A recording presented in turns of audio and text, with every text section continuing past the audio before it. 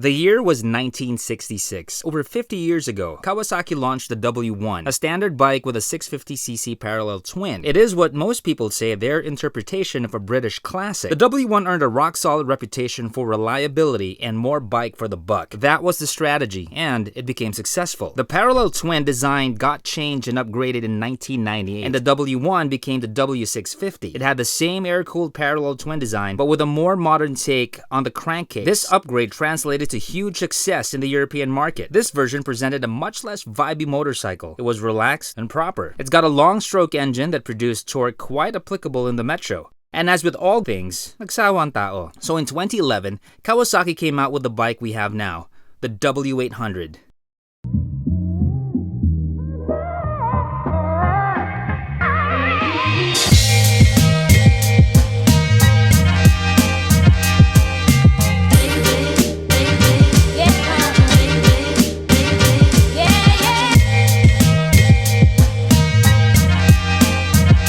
So now what, yeah? Big diff, of course, is it's now got fuel injection. It's now producing 48 horsepower and 44.25 pound-feet of torque, definitely improving engine performance.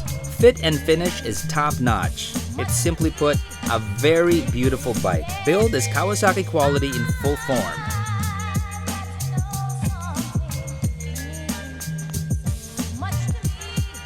There's the gauge. Very simple, very straight up, very classic looking.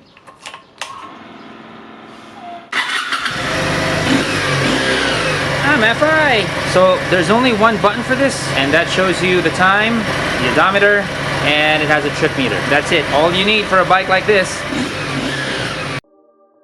It's 134, tanghaling tapat. Engine heats. It's not too bad. Actually, this side, it's okay. Now this side, if I stick my leg here closer to the tank, this part, that's where you're gonna feel some heat. This part over here. So what you can do is just, slightly open your leg like so, and you're good. Okay, brakes. Brakes are pretty decent.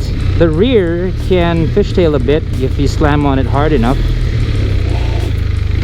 Like so. Pretty long skid.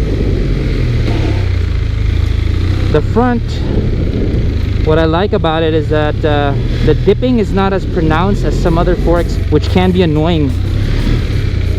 Just use both, I always say, so you can get proper stopping power. The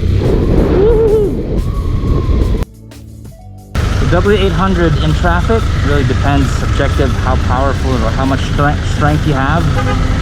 To some it's going to be heavy, to some it's going to be light. For me, it's manageable. You just got to get used to the bike, because if your base is from a smaller bike, if you're used to a scooter, this will definitely feel heavier for you. Obviously, if you come from a much heavier bike, this will feel light. But I think this is already, as bikes go, definitely it's not one of the lighter ones that you can say it's light or clickable or like a sport bike. Definitely not. Handling reflects its looks. It's upright in a classy pose, exuding a more gentleman feel than barumbado.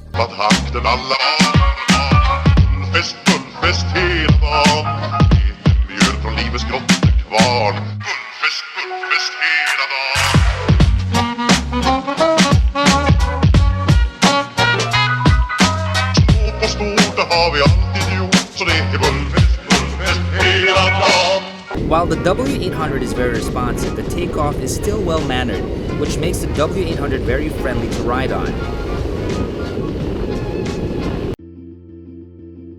Ride? Oh goodness, if I were to give a bike a perfect 10 in this category, it would be this. The seat and suspension is your ass in heaven. I can ride this all day. It's that good. The W800 screams value for money. For a bike that looks this good, priced at 450,000 pesos, it's definitely something that will dwell in your head when shopping for a retro bike. Sure, it's not gonna rip your head off accelerating, but it's a classic. You can behave in a cool, calm, collected manner. It's difficult not to mention the Triumph Bonneville when talking about this bike. Should Triumph be worried? Yes, absolutely. Especially when dealing with a market looking for good quality and value. This is Zach for Makina Moto Features. Ciao.